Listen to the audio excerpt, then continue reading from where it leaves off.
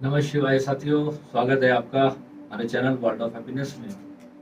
दोस्तों, आज मैं चंद्रमा के बारे में आपसे विस्तार में बात करना चाहता हूँ, क्योंकि बहुत सारे लोग जो ध्यान और मेडिटेशन में आकर्षित होते हैं वो हमेशा कहते हैं कि गुरुजी हमारा ध्यान बिल्कुल नहीं लगता।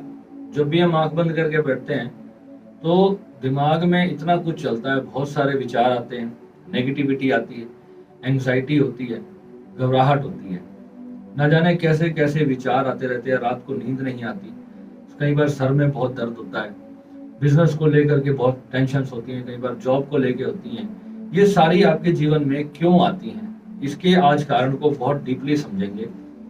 हम सोचते हैं कि कहीं ना कहीं हमारे कुछ करने में कमी हो गई। मैंने कोई बिजनेस स्टार्ट किया, कोई काम करने लगा हूँ, कुछ सोचने वाला हूँ, कुछ सोच रहा हूँ कुछ नया स्टार्टअप करने की, और कुछ समझ नहीं आ रहा है। एक कंफ्यूजन की स्थिति बनी हुई है, ये काम अच्छा या वो काम अच्छा, क्या करूं, किस चीज में लाभ होगा, इसमें मुझे नुकसान तो नहीं हो जाएगा। यानी कि उस काम को करने से पहले 3-3 4-4 साल तक, 5-5 6-6 साल तक एक ही काम के बारे में सोचते रहे कि मैं ये काम एक दिन करूंगा।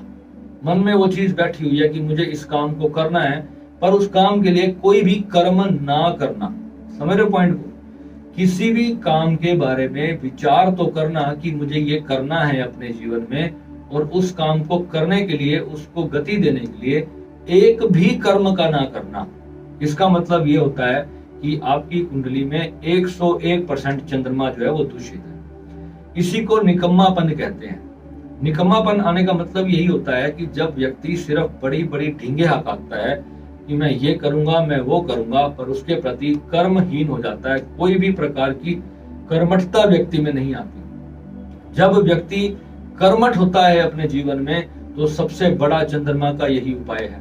लोग कहते हैं कि चंद्रमा के लिए ये कर लो, वो कर लो, स्टोन्स पहन लो। ये सारी चीजें जो है चंद्रमा की एनर्जी को बैलेंस जरूर करती हैं, बहुत हद तक लाभ पहुंचाती हैं। मैं कहता हूं 50% तक लाभ पहुंचाती हैं। परंतु फिर भी दोस्तों, सबसे बड़ा जो चंद्रमा का उपाय है वो जीवन में कर्मठ होना। कोई भी चीज मन में विचार आया है, प्लानिंग चल रही है, उसके प्रति पूरी शिद्दत के साथ जुट जाना, ये चंद्रमा का सबसे बड़ा उपाय है। मेरी कुंडली में मैं दोस्तों आपको जो भी बताता हूं ना, तो मैं अपनी कुंडली में, अपने जीवन ने मेरे को क्या दिखाया, उस ग्रह से रिलेटेड मुझे क्या फल मिले, क्या नकारात्मक चीजें मिली, क्या पॉजिटिव मिली, वो सब मैं उसी आधार पे बताता हूँ। मैं किसी और की कुंडली के आधार पे नहीं बताता। मेरे जीवन ने मुझे जो जो दिखाया उसमें मेरे चंद्रमा का बहुत बड़ा रोल था। चंद्रमा पंचम भाव में राहु के साथ, सोचो यहाँ पर जब होता है तो संतान योग में बहुत दिक्कत होती है। यहाँ पर हमारा जो लव अफेयर्स होते हैं वो समाप्त हो जाते हैं, माता की तबीयत खराब रहती है, एंग्जाइटी होती है, बिजनेस सब खत्म हो जाता है, मन के अंदर हमेशा एक तनाव रहता है, पूरी पूरी रात नींद नहीं आती। दोस्तों, इसमें से एक भी ऐसा सिम्टम नहीं है जिसको मैंने जड़ से उखाड़ करके ना फेंका हो। उसका कारण सिर्फ ये है, सबसे बड़ा उपाय मैंने अपनी जिंदगी में चंद्रमा का फॉलो किया, और वो उपाय है कर्मठता। आपको इतना उत्साहहीन कर देता है ऐसी स्थिति में जब चंद्रमा बैठता है। चंद्रमा के साथ राहु बैठ जाता है, या शनि बैठ जाता है, या फिर मंगल बैठ जाता है। कोई भी पाप ग्रह के प्रभाव में जब शनि की दृष्टि चंद्रमा पर पड़ जाती है, तो ऐसी स्थितियों के अंदर व्यक्ति पूरी तरह से कर्महीन हो जाता है। वो इतनी बुरी तरह से निराश हो जाता है अपने जीवन में, आत्महत्या तक की भी वो सोचता है।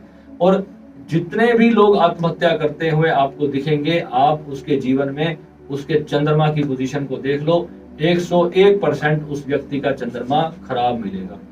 क्योंकि आत्महत्या ही शुरुआत ही विचारों से होती है। अगर विचार खराब हो जाते हैं तो ही कोई व्यक्ति चंद्रमा के लिए ऐसे स्टेप उठा जाता है जिसका चंद्रमा समाप्त हो रहा हो, या उसको कोई भी शुभ फल ना दे रहा हो। हर ग्रह का अलग अलग काम होता है कुंडली पर, परंतु जो चंद्रमा है, बुध की तरह चंद्रमा भी एक ऐसा ग्रह है जो हमारे जीवन के निर्माण के लिए सबसे ज्यादा उपयोगी है। हमारी माता के सुख के लिए, हमारी पत्नी के सुख के लिए, हमारी संतान के सुख के लिए, हमारी नौकरी, बिजनेस या विदेश जाने के योग के लिए, हर चीज के लिए जो है चंद्रमा का शुभ होना हमारी कुंडली में बहुत ज्यादा जरूरी है। जब कर्मठता ही नहीं होगी किसी कार्य को करने के लिए, तो व्यक्ति 2 दिन 4 दिन उस काम के लिए चिंतन अवश्य करेगा दोस्तों, पर उसके लिए वो कर्म नहीं करेगा, और कर्म नहीं करेगा तो कोई फल नहीं आएगा। जिन लोगों को एंजाइटी है, डिप्रेशन है, मेंटल तनाव है, उन लोगों को मैं एक ही चीज कहूंगा कि अपने चंद्रमा की पोजीशन को देख लेना। आपकी माता जी की तबीयत खराब रहती है, बार बार हॉस्पिटलों की जा जाके चक्कर काट काट के थक चुके हो, तो आप समझ लेना कि आपका चंद्रमा खराब है। और चंद्रमा ही एक ऐसा ग्रह है, जो लोग विदेश जाना चाहते हैं उनका काफी समय से योग नहीं बन रहा। मैं विदेश भी बहुत बार हो आया, अब मेरा जाने का भी मन नहीं करता। उसका कारण पता क्या है? जब एक चीज के पीछे आप भागते हो तो वो चीज आपसे दूर भागती है, क्योंकि आप अननोइंगली ये क्रिएट करते हो कि मैं उसको अचीव नहीं कर सकता। आप उसके प्रति बिल्कुल जो है निश्चिंत नहीं होते जब तक आप उस चीज के लिए सूझबूझ से कार्य नहीं कर सकते, समझ से कार्य नहीं कर सकते। अगर कुछ अचीव करना है तो उसका एक फॉर्मेट है, उसका एक रास्ता है, उसका एक तरीका है। अगर आपको 100 रुपए भी कमाने हैं तो 100 रुपए की मेहनत आपको करनी पड़ेगी। चाहे वो मेहनत आप अपने हाथों से करो, चाहे आप अपनी बुद्धि से करो, चाहे अपने किसी टैलेंट से करो, किसी भी चीज से करो, कर्म करना पड़ेगा। और चंद्रमा जो है कर्मठता के लिए सबसे ज्यादा आवश्यक है। अब कोई व्यक्ति कहता है भैया हम तो बिजनेस कर रहे थे, हमारा बिजनेस बहुत अच्छा चल रहा था, सारा पैसा डूब गया, उधार दिया किसी को, वो पैसा नहीं आ रहा, चंद्रमा खराब है। तो इसके लिए चंद्रमा को उच्च करना पड़ेगा। चंद्रमा खराब व्यक्ति, आप में से जितने भी लोगों का चंद्रमा खराब है, आप एक पॉइंट सीधे से समझ लेना कि उधार वाला बिजनेस, जिसने आपको किसी को उधार देना होगा, वो बिजनेस आपका नहीं चलेगा। मुझे अपने कुंडली में ये वाली बात पता चली जब करीबन 1 करोड़ रुपए में अपने बिजनेस में बैंक लोन ले लेके मैं अपने बिजनेस के पूरी तरह से डुबा चुका। किसी ने मेरा पैसा नहीं दिया।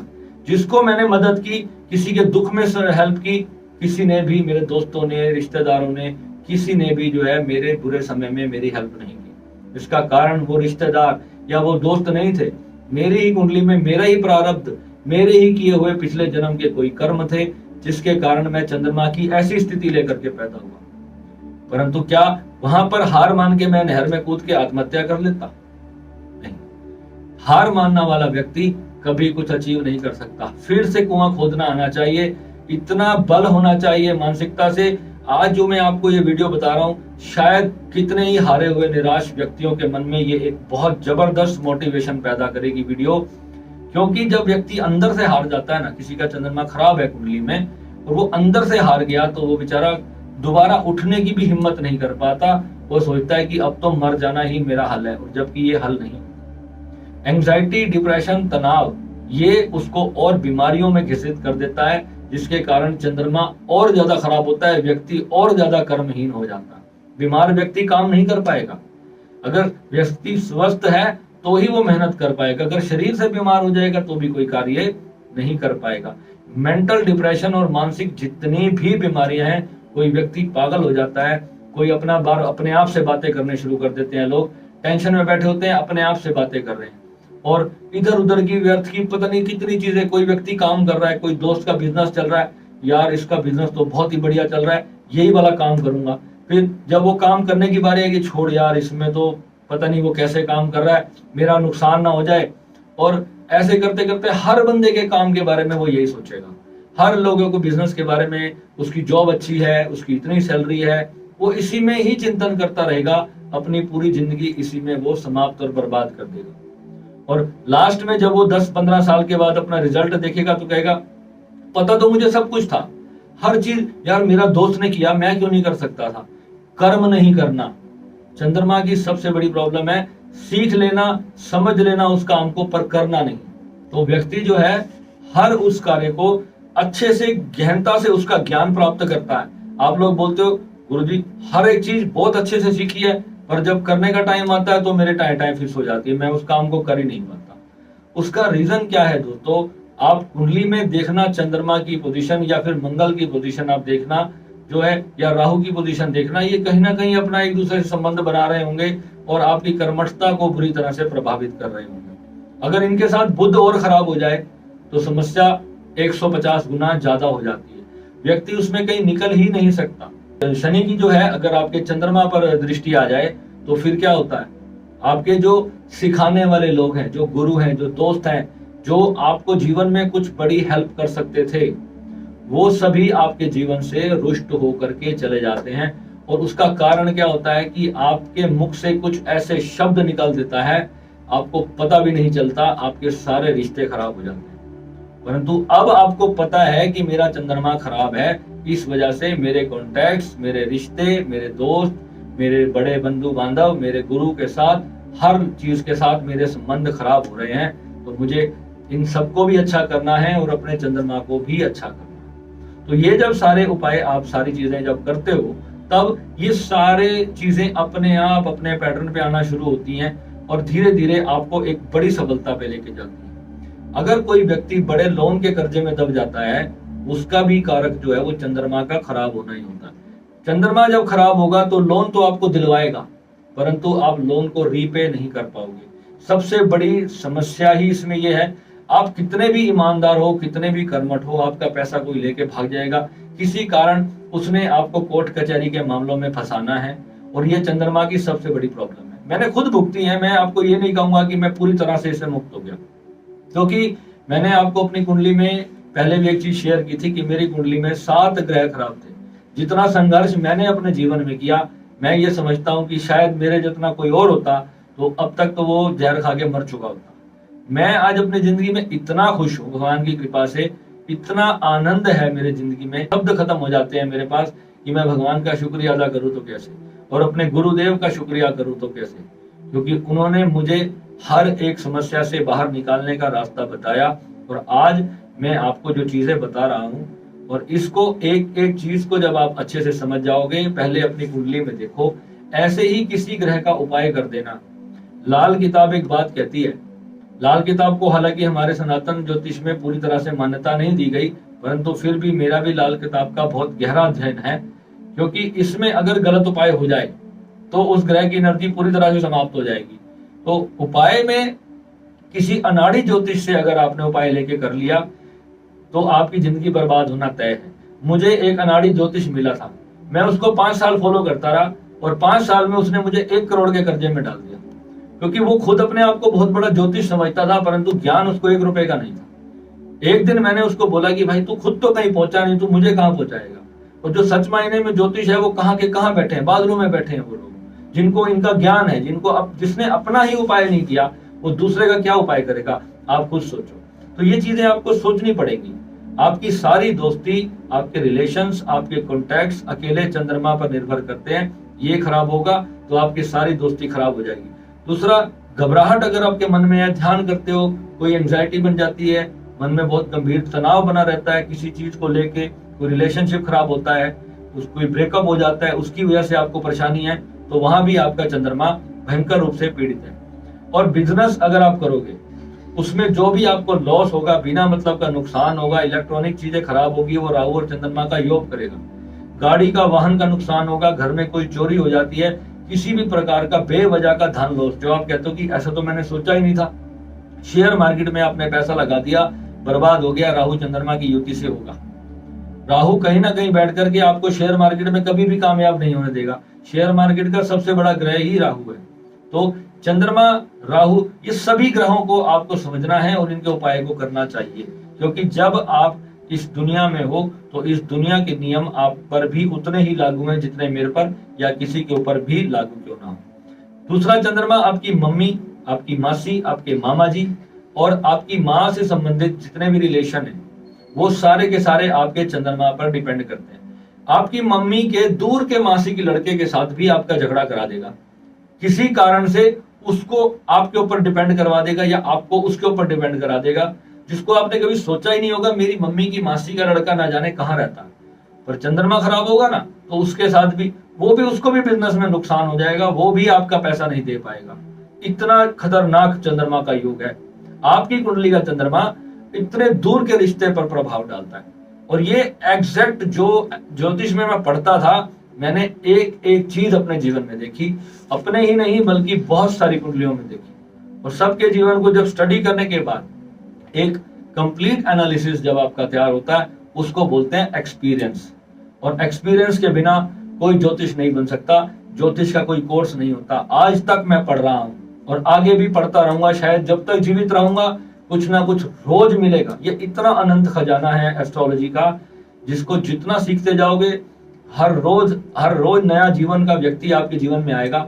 वो आपको कुछ, आप उसको बताओगे, कुछ आपको वो बताएगा। तो आपका ये एक्सपीरियंस जो रोज बढ़ता चला जाता है ना, तो ये जो चीज है आपको एक सफल ज्योतिष बनने में भी मदद करेगी। और सफल ज्योतिष कौन बनाता है? राहु ही बनाता है। यही खराब योग आपको सफल ज्योतिष भी बनाता है, क्योंकि मुसीबत का सॉल्यूशन तो वही ढूंढने जाता है जो सच में मुसीबत में होता है। और जो मुसीबत में ही नहीं, उसको क्या मतलब है? वो तो सुबह उठता है, अपनी बढ़िया से जॉब पे जाता है, अपना पैसा सैलरी अर्न करता है, बच्चों के साथ हैप्पीनेस से गुजर के लास्ट में एक दिन समय आता है वो दुनिया से चला जाता है। उसको अध्यात्म का कुछ भी नहीं पता चलता, संसार में क्या क्या चल रहा है, क्या क्या दिव्य शक्तियां हैं, क्या साधनाएं हैं। जो परेशान भगवान उसी को करता है जिसको भगवान ने कुछ देना होता है। और आध्यात्मिकता उसी के जीवन में आती है जिसके जीवन में सबसे ज्यादा दुख होते हैं। कहते ना ठाकुर जी के भक्त उनसे कहते हैं कि हे प्रभु, मेरे जीवन में कम से कम इतना दुख जरूर रखना कि मैं तुझे याद करता हूँ। इतना भी सुखी कर दिया तो मैं तुझे ही भूल जाऊंगा। तो ये सबसे बड़ी बात है। दुख भी दिया है भगवान ने, तो उसको भी ये समझ के चलो कि आप उसको किसी बहाने से याद करते रहो, किसी बहाने से उसके साथ जुड़े रहो। और श्री विद्या की साधना तो स्वयं भगवान विष्णु ने की, स्वयं भगवान श्री शंकर ने की, स्वयं ब्रह्मा जी ने की, गोरक्षनाथ जी ने की, भैरवनाथ जी ने की, बचेंद्र नाथ जी ने की। इतने सिद्ध गुरु हुए जिन्होंने जो है श्री विद्या की साधना की। और एकमात्र यही ऐसी साधना है जिससे व्यक्ति पूर्ण रूप से इससे एक दिन बाहर निकल जाता है।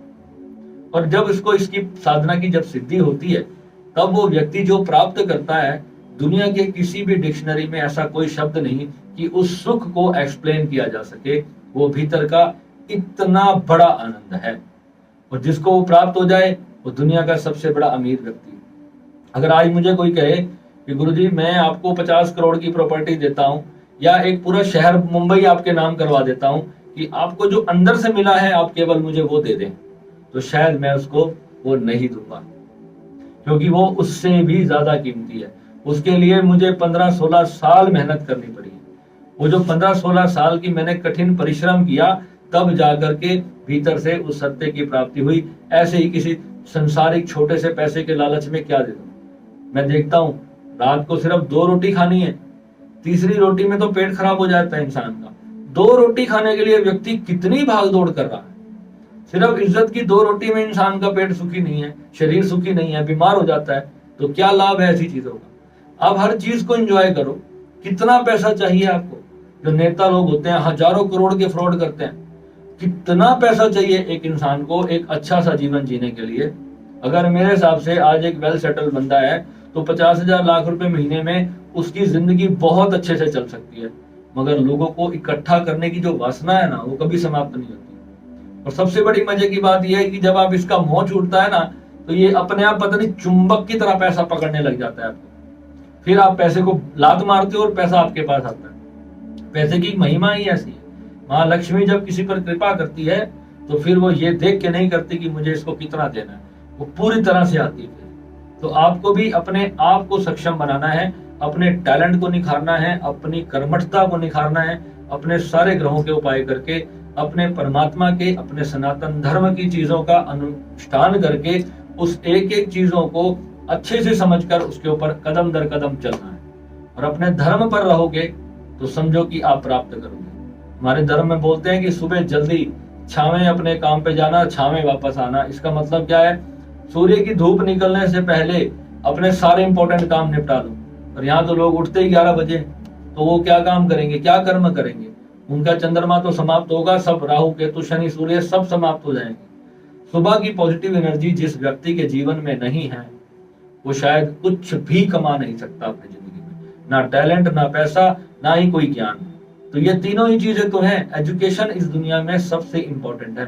और जिसके पास मानसिक रूप से शक्ति नहीं, चंद्रमा जिसका स्ट्रांग नहीं, वो एजुकेशन को प्राप्त भी कर लेगा पर उसको याद नहीं कर पाएगा, अपने दिमाग में उसको रख नहीं पाएगा। जितने बच्चे पढ़ाई में फेल होते हैं, ज्यादा देर तक किसी चीज को याद नहीं कर पाते, सिर्फ चंद्रमा उनका कारक होता है। आप ध्यान से देखोगे तो जो बिल्कुल नालायक बच्चे होते हैं स्कूल में, उनका चंद्रमा खराब होता है। ठीक है, तो चंद्रमा के बारे में आज आपको समझ आया कि क्या क्या चंद्रमा कर सकता है, और इसको उच्च करने से ठीक इसके विपरीत फल आपको मिलेंगे। जो चीज खराब है वो सब चीजें अच्छी होने लग जाएंगी। ठीक है, तो मिलेंगे अपने अगले वीडियो में। नमस्कार।